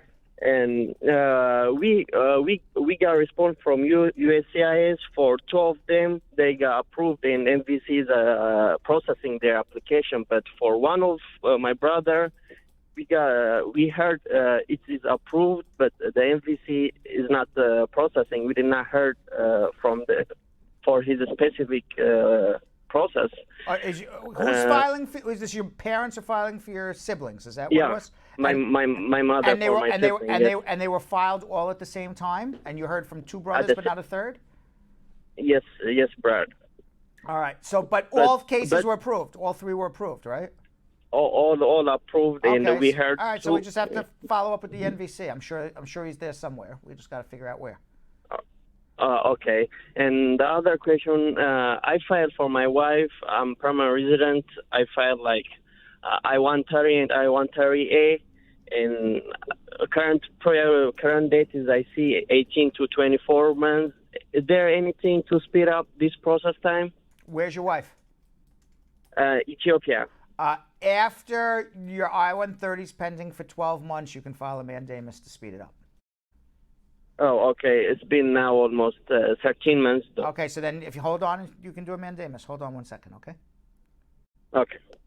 Let's go to Julian in Montpelier, Vermont. Julian. Hi, Brad. How are you guys doing? Good. What's going on? Happy 4th of July. I'm all right. Thank you. So I'm just calling for a quick question. Yeah, go ahead. Actually, I'm a 2 years green card holder, but I will work my condition. But anytime soon, I believe I can have an interview because it's been 12 months since we filed for the to remove the revoke the condition. Yeah, it takes about just so you know, it takes about 18 months right now. So 18 months. Yeah. So I have another 6 months to go. At least, yeah. Okay, so what's happening is based on marriage. Are you going to tell me that your marriage is breaking up? Yeah, it's based on marriage. Is your marriage breaking up? You hear me right now? I hear you right now. Okay, yeah. It's based on marriage. I hear you. How's your marriage? Good or bad? We don't know yet. That's how I'm gonna explain. Oh boy. But I don't want to stay. I'm not staying there, but I want to divorce as soon as possible because there's nothing in life to be unhappy. So we got to make it quick. And I mean, I don't know what is the problem is we file because I've been living in the house, but I moved out almost 3 months. So I'm wondering what is the consequences is. And I have a son, and I'm taking my son 50% or 60%. Yeah. Well, you have a son. You have a child together. You have a child together. Yes. All right. So again, and I think I've answered this 3 or 4 times, but maybe you weren't listening. You don't have to stay in an unhappy marriage. If you're not happy, get a divorce. You already have your green card. They will look back on your marriage and say whether it's real or not. You have a child together. What more is real than you had a child? Nobody pays somebody to get a green card and then has children together with them. So obviously it's a real marriage because you have a child together. You're unhappy, get a divorce. Life's too short. You'll have to fight over custody and visitation and child support and alimony and maintenance, and you go through the whole thing. But ultimately, you'll be divorced, and then you have to prove it was a real marriage, and here's proof it's a real marriage. Here's my son. Real marriage. End of story, and I'm divorced. So that's what you'll do. And yeah, I'm okay with that. And if it's not a bona fide marriage, I know that. But the only thing I'm a little bit care about, wondering what is the consequences. I mean, it's been like 12 months. We're just waiting. The consequence is that you're going to notify immigration that you are getting a divorce. Okay. And you're going to go on the interview on your own. And you'll have to be fully divorced by the time you get that interview. So you're going to have to work things out with your wife fast and get divorced, if that's what you want. Got it. Correct. All right. I agree with that. All right, Brad. Thank you very much. Best of luck. Everybody's getting divorced. Man. Makes me scared. Why? To get remarried again. I was going to say, you planning on popping that question, Brad? Not after today. No. You out of your mind? Yeah, I'm not going to say yes to today. No. Nobody can ask me to marry them for the next 6 months after today. If I even was thinking about it, I'm having like third thoughts now, not even second thoughts. Brad's canceled the appointment with the jeweler 20 minutes ago. Jeweler, forget it. Well, my wallet's going right back in my right back. Right back in the pocket, Right Brad. back in the pocket. Don't do it. Yeah. Hello, K Jewelers. Cancel that appointment. Brad, there is not a doubt in my mind that you would not buy jewelry from K Jewelers. Are you a K Jeweler? Jared, you're done. All right, let's go to Q in Greenville, South Carolina. Q.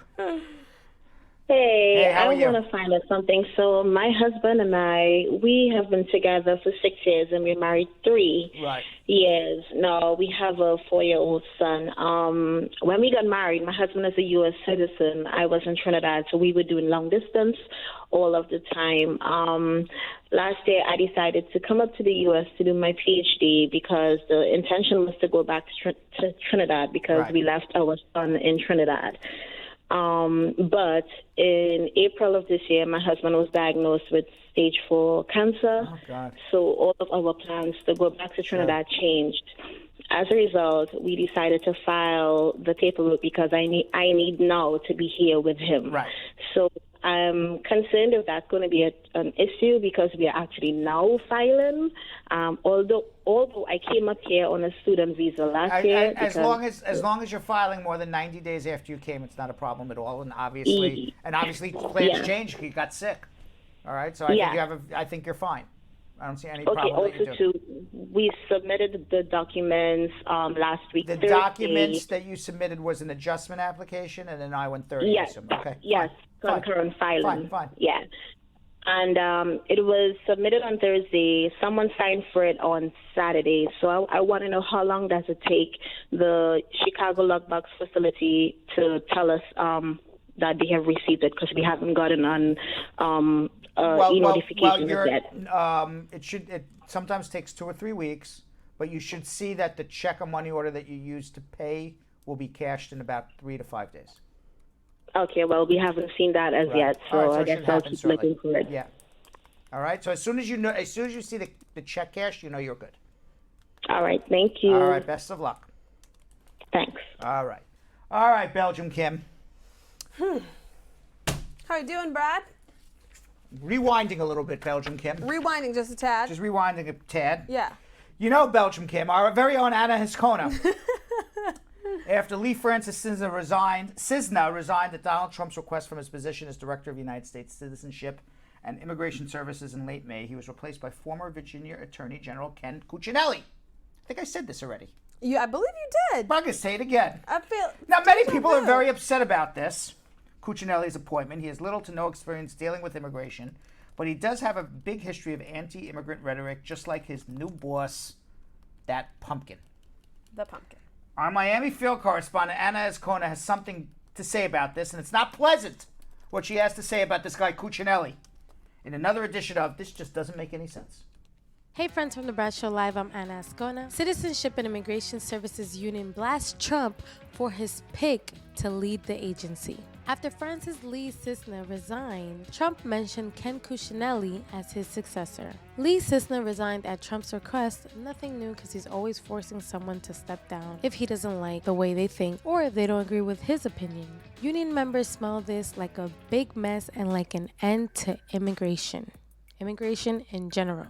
Daniel Spooner, the president of the American Federation of Government Employees Union, said in a statement on CNN, "It has become clear that the goal of the administration is to end immigration altogether. How better to do that than by appointing as the leader of USCIS someone who knows nothing about immigration, adjustment of status, or naturalization, and whose sole purpose is to destroy the agency that grants these benefits." Trump is expected to appoint Ken Cuccinelli, and it is said that both have similar views about immigration.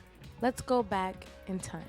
In 2018, Cuccinelli said that states should use war powers to turn back migrants. He also said you just point them back across the river and let them swim for it. In 2015, he claimed that President Obama was encouraging invasion of undocumented immigrants. Where is he getting this information from? In 2012, he compared immigration policy to pest control. He's called racist Rep. Steve King from Iowa one of my very favorite congressmen. So you already know where his mind is at. And Cuccinelli also praised and promoted a rant against Muslims by Bridget Gabriel, head of the Anti-Muslim Hate Group Act of America. There you have it. This is the person that is going to lead the agency. On top of all of this, Cuccinelli has no immigration experience. Yes, he worked in law enforcement in Virginia, but not immigration. Two different things. Well, I would say one thing. I would expect Donald Trump to choose someone as his successor to lead the agency that knows nothing about immigration. Because guess what? By doing that, he's going to be able to get away with anything and everything he wants to do to be able to end immigration overall. And that is a very scary thing because we need immigrants in this country. This country is made up from immigrants, where most of us are all immigrants or come from immigrants. It's almost like using someone as a puppet to get away with any regulations he wants to set. And who better than Ken Cuccinelli? The agency's changes are happening as Trump forces his administration to be more aggressive, addressing what he considers a U.S.-Mexico border crisis. Anyways, this just doesn't make any sense, and all we can do is hope for the best and pray that this man doesn't get away with everything.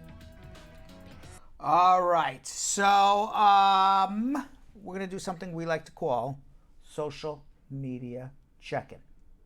There we are. Social media check-in. Social media check-in. Social media check-in. Lil Caramel Princess said, I'm Scarlet Knight on YouTube. Hi, Scarlet.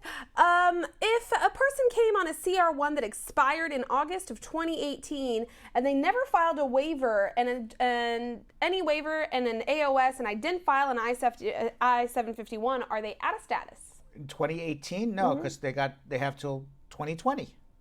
The CR1, yeah, 2018 that never expired. 2020. 2020. If they're out of status, does that release my 864 responsibility? I haven't seen him since July 2017. No, it does not. You're on the hook, whether in status or out of status.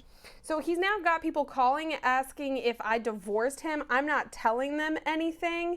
He can go to the local court and find out. He can check vital statistics. That's his issue. Okay. Anna Kay said, my friend was filed for by her stepmom who's married to her dad when she came at the age of 16. She was given a green card. She wants to know if she became an automatic citizen. Not through the stepdad. It would have to be through your biological mother or father.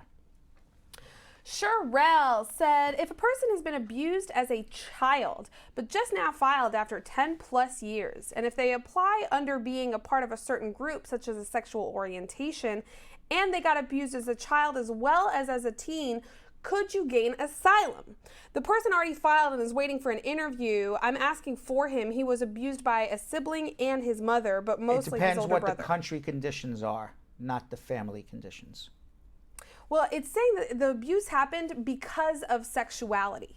I understand, but it's based on country conditions, not family conditions. If you're abused in your home, but everywhere else you go in the country, you're completely safe, that's not asylum. Right. You have to show that you're not safe anywhere because of a particular group you belong to, which could be, you're homosexual. Right. Okay, but you have to show pervasive abuse and persecution throughout the country, not just by a family member. Yeah. Anita says, can I petition for my sister from the Philippines? And the reason is, yeah, because the government will say, go move to a different city. Right. It's a big country. Just leave your family. Leave your family. Right. Right. Anita said, can I petition for my sister in the Philippines? I've been in the U.S. for 9 years and now I'm a citizen. And how many years would it take to get her here? The answer is yes, but it'll take about 20 years. 20 years? 20 years. You heard it correctly, Belgium Kim. Broken immigration system. Chain migration, of course, that's a real thing. 20 years to be reunited with your sibling. Debbie says, can you go for a second interview with an expired passport? I mean, yes. I mean, you should go renew it, though. It's much better. Shama says, I had applied for an I-360 in November of 2018 and then applied for an I-131 to travel abroad to see my sick mother. They delayed my advance parole for so long that due to an emergency, I was forced to travel outside the U.S. without advance parole while my I-131 was pending approval. Now, USCIS has summoned me for fingerprinting for approval of the pending I-131.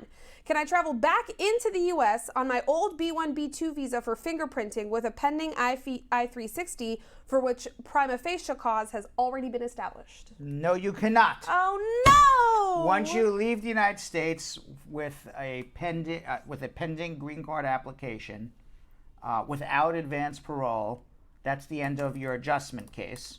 Your I-360 will still be pending. However, you can't come back as a visitor because you've shown the intention of getting a green card. Your adjustment, it was now automatically denied because you left. Your I-360 will continue, and eventually what will happen is that the I-360 will get to the National Visa Center, and then you'll go process for your green card in your home country. That sucks. We've got a question from Vibe who said, I'm in Florida and I overstayed my B1, B2. I'm going 2 years now and I really miss my kids, especially my 17-year-old who doesn't have her visa to visit like the others. What can I do? How do you get a green card? Have a consultation. Is there? And by the way, that was from Instagram. Because she texted me. Yeah, me too. Because she's a part of the Brad Squad. So I said, if you follow me on Instagram, you can ask me your questions. Yep. So I actually even talked to her a little bit. That's very sweet. Okay, so I don't want to tell all her little secrets, but she'll be okay. But I couldn't answer that without speaking to her more. Right, of course. So when I say you can follow me on Instagram, he means it. I mean it. Yeah, that's true. You can talk to me. Only if you're a member of the Brad Squad. Believe it or not, she hit me up in my DMs as well. Really? And you had already answered her question and everything before I could even help her. So quickly, you can follow me at Real Brad Bernstein. Right. And you can follow my travels and tribulations around New York City. Absolutely. You can also follow Belgium Kim at Belgium Kim TV. And you can also follow Bradshaw Live at Bradshaw Live. At Bradshaw Live. And you should follow all three. You should follow them all. Right. Mimi M said, I'm asking for a friend whose American boyfriend has been emotionally abusive and she feels scared around him. He's almost like a stalker, constantly calling and texting her, even if she doesn't want anything to do with him. Can she file for VAWA based on this without involving him? And does she need a family lawyer or can an immigration lawyer help her? You can't get VAWA based on abusive boyfriend, only on abusive husband. What you can do is make a complaint to the police if he's doing something criminally. He can be arrested. And then if you were the victim of a crime and cooperated with the police in the prosecution of a crime, you can get a U visa. Okay. GD said, to follow up regarding my VAWA case, if I get prima facie and from there, if I get public assistance because of the prima facie, isn't that public assistance a need-based government assistance that's going to affect my other processes with the EAD and the adjustment of status? It is need-based, but you're allowed to get need-based government assistance as a VAWA applicant. Born to be Loved said when someone is doing an asylum petition, what comes next after doing the biometrics? Is it the interview or the EAD? Depends when you file. You'll get a work permit you can file for your work permit 180 days after your asylum application's pending. You gotta affirmatively file for it. If not, you'll just wait and get an interview. We've got BB Insay who said, if I file for my daughter now with a temporary green card, how long will it take for her to be okay? She's now 20.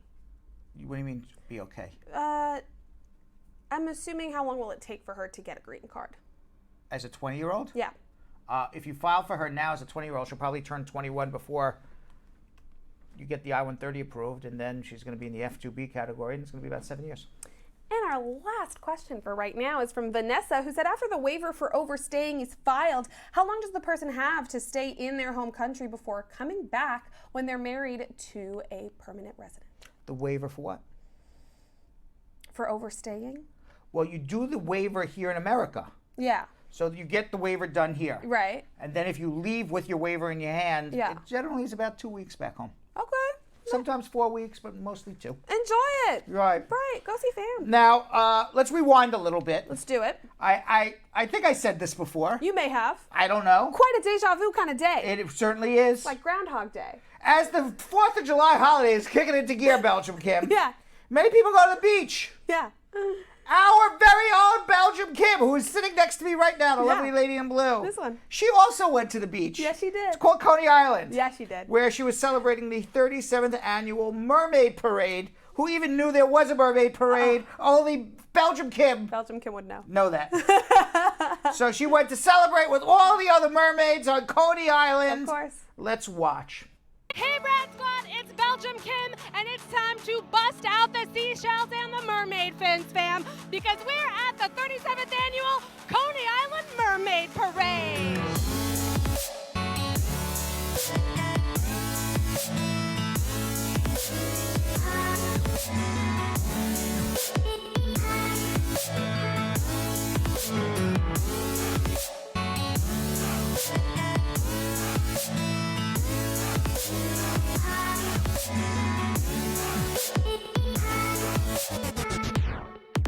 A celebration of ancient mythology and honky-tonk rituals of the seaside. This celebration has almost 3,000 people march and over 500,000 expected to attend in Coney Island. What brings you to this mermaid parade today? Well, my brother-in-law suggested that we come on down here, my wife as well, so this is our first one. Amazing. I see you're wearing a Canada shirt. Are you from Canada, Sam? Actually, I visited Canada, but I'm not from Canada. From Puerto Rico. What do you think that the message of the mermaid parade is, Sam? Do with the environment, you know? Yeah. You know, hoping that we can protect our seas. What's your favorite part of the mermaid parade been so far, Sam? So far, just about all of it's been pretty good. This is my sort of geisha mermaid costume. I love the mermaid parade. I wish it was like every day in New York City. The freedom, the creativity. Everybody is so happy, and everybody should come out and support it. It's amazing. What do you think the message that the mermaid parade is trying to send? I am an activist. I think there's a lot of messages, but in particular, I see a lot of like environmental activism about the clean oceans, about the air needs to be clean, that there needs to be regulations so the fossil fuel industry. But also, I just see a lot. Everybody like sort of uses the parade as a platform for their own political beliefs, and I think that's amazing because anytime you can spread the message, people, you need to go and spread that message. You need to make activism another part-time job because we gotta save the planet! Let me introduce you to the beautiful India. Hi! India, what brings you marching today? Well, I come to the Mermaid Parade every year for maybe about 7 years now. What brings you back to the Mermaid Parade every year? I make costumes, and it started off with just me and my brother, and then our family just got bigger. I had a baby, I got married. And you've kept bringing everybody along to the Mermaid Parade. Much, yes. What do you feel like the message of the Mermaid Parade is? The message of the Mermaid Parade is just being free to be yourself. I came out because I'm expecting my second child, and for me, this was really like a reveal to like my family and friends who didn't know I was pregnant. Like, I'm here, I'm pregnant. It's 2 of us. Do we know if it's a boy or girl yet? He is a boy. Obviously, there's been a whole lot of very divisive rhetoric around immigration in this country lately. Could you tell me a little bit about what your stance is on those issues? Well, my husband migrated here from Trinidad. I wouldn't have my beautiful children if it wasn't for him. I feel like, everybody has a place in the world. And what's you or your family's immigration story? Originally from Ohio, from Cleveland, Ohio.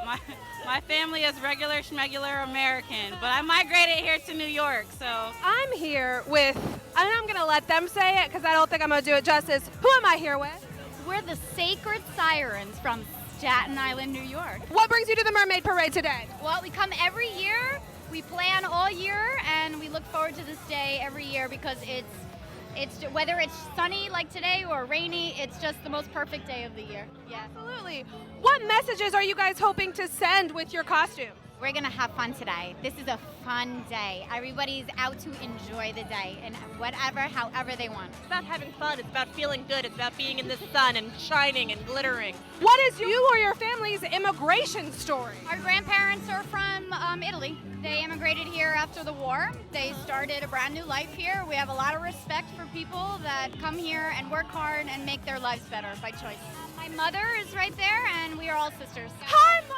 Hi! Wait, how do you guys do this? Oh, because we're wonderful. We're awesome. We're goddesses. What inspired your costume this year, Mom? Kali is a wonderful role model of a goddess. She's a mother figure, but she also represents destruction of evil. I'm here with Susie Q. Hey, Susie Q! Hi! Thank you so much for stopping. What brings you to the Mermaid Parade today? Well, it's my 17th year. It's a high holiday for costuming, don't you know? So tell me, what is your costume representing today? It's actually inspired by this Brazilian deity. So what do you feel like the message the Mermaid Parade is trying to send? For every person here, I think they've got their own message. Yeah. But I think the big thing is it's happy, it's bright, it is cheerful, people on the outside, people on the inside. It's just glorious beginning of summer. So this is your 17th year. What brings you coming back?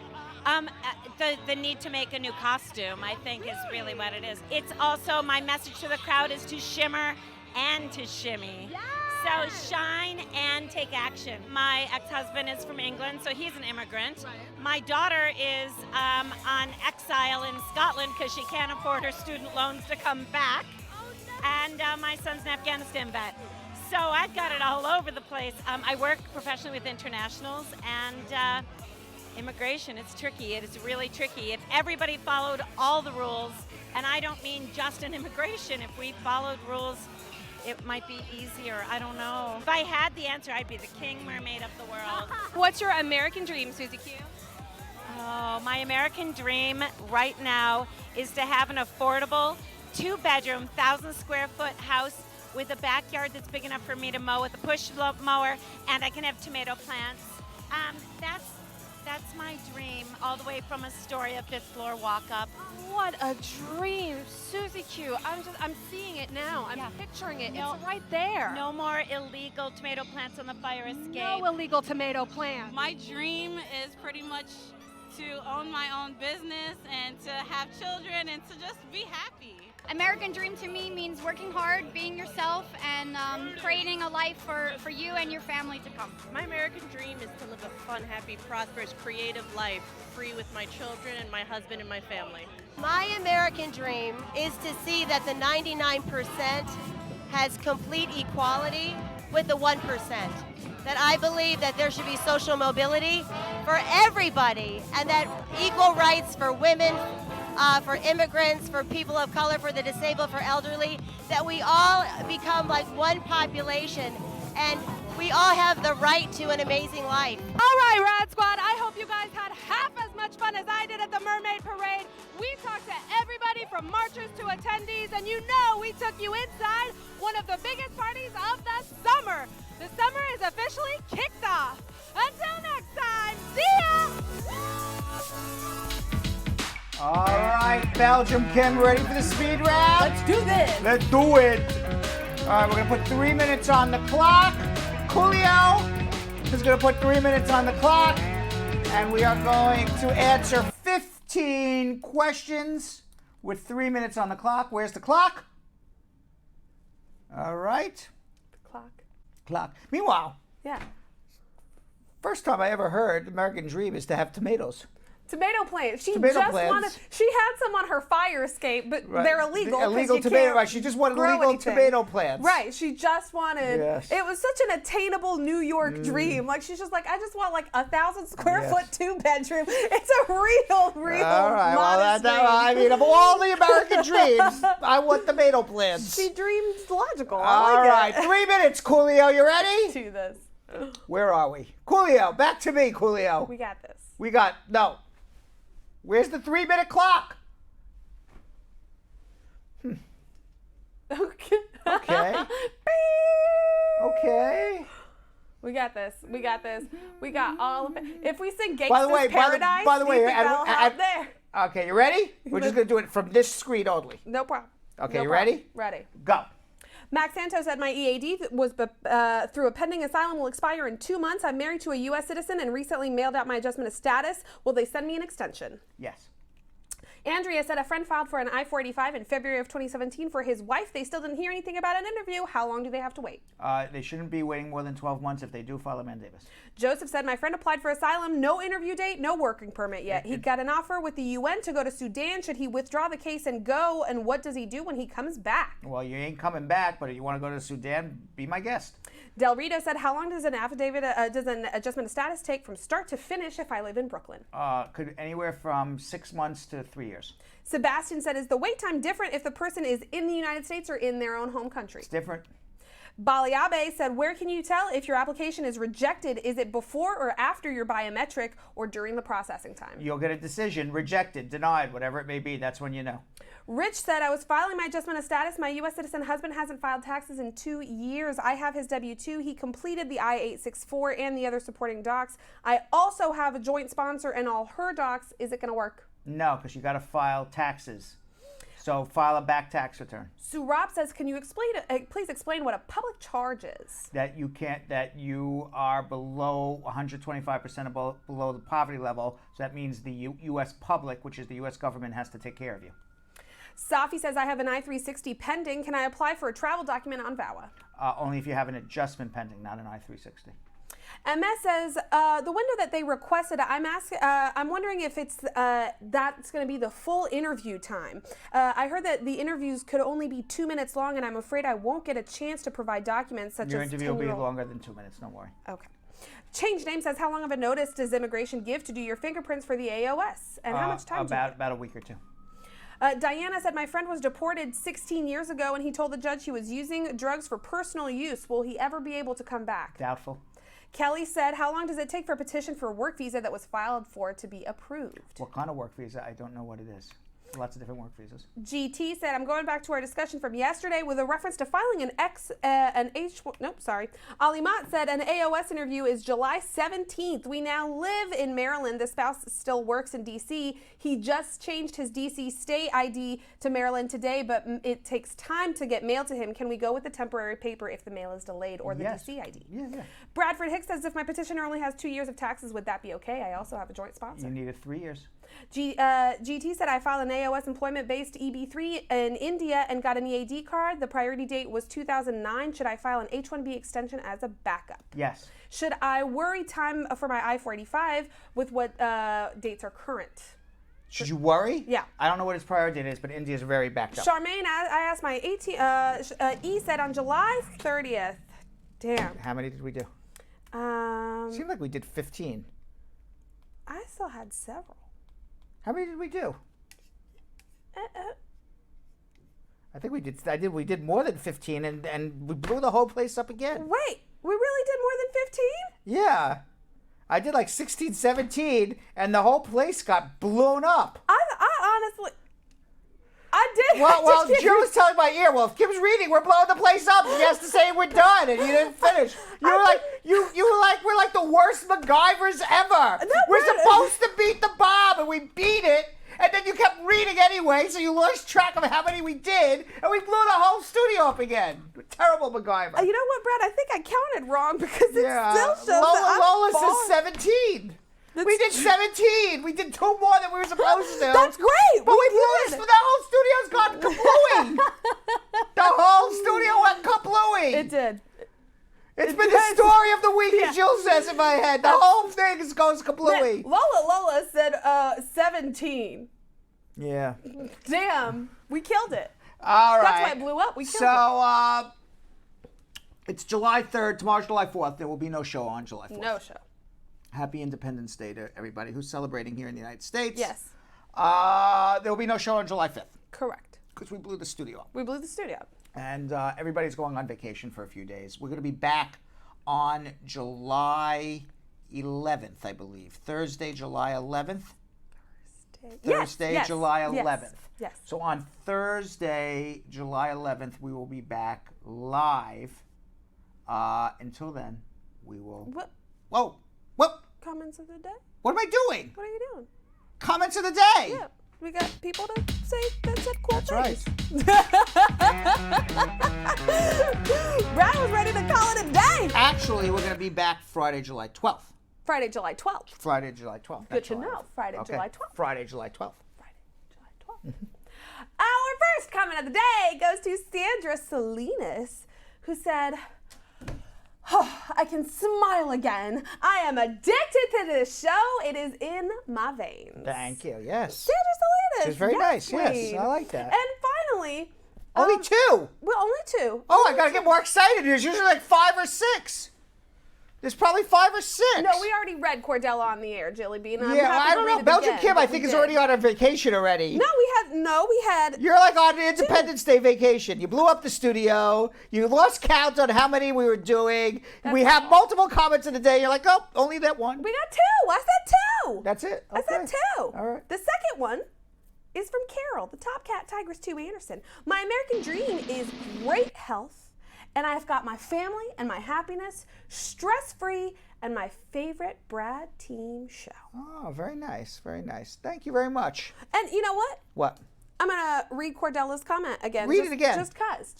Yes. Cordella said, this hump day, I'm going to stop eating and start watching this show because I'm always biting my tongue. Yes, girl, don't bite that tongue off. Don't bite that tongue off. All right, everybody. So we're going to be back Friday, July 12th. We're going to be taking a week and change off.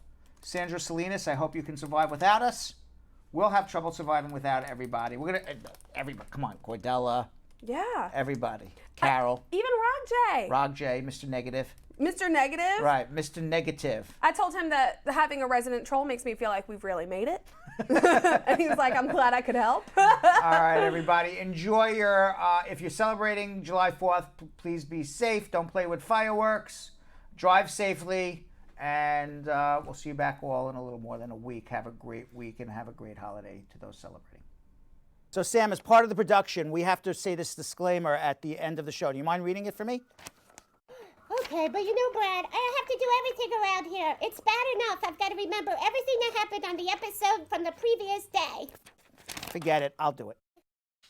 The proceeding was information only and not specific legal advice. Consult an attorney about your individual situation. Prior successful results do not guarantee a similar outcome in the future. To make an appointment with the Spar and Bernstein law firm located at 225 Broadway in New York City, call 1-800-529-5465. That's 1-800-529-5465. Easy to remember, 1-800-LAW-LINK. That's 1-800-LAWLINK. Once again, make a call to 1-800-529-5465. And of course, link up with the law offices of Spar and Bernstein, located at 225 Broadway on the 5th floor. If I were you out there, make the call, make the link, make the connection, make it Spar and Bernstein. 1-800-LAWLINK. That's 1-800-529-5465. And now, conveniently located in Hartford, Connecticut on 1 Congress Street. Visit us in Connecticut or in New York at 225 Broadway. That's 1-800-529-5465. 1-800-LAW-LINK. 1-800-529-5465.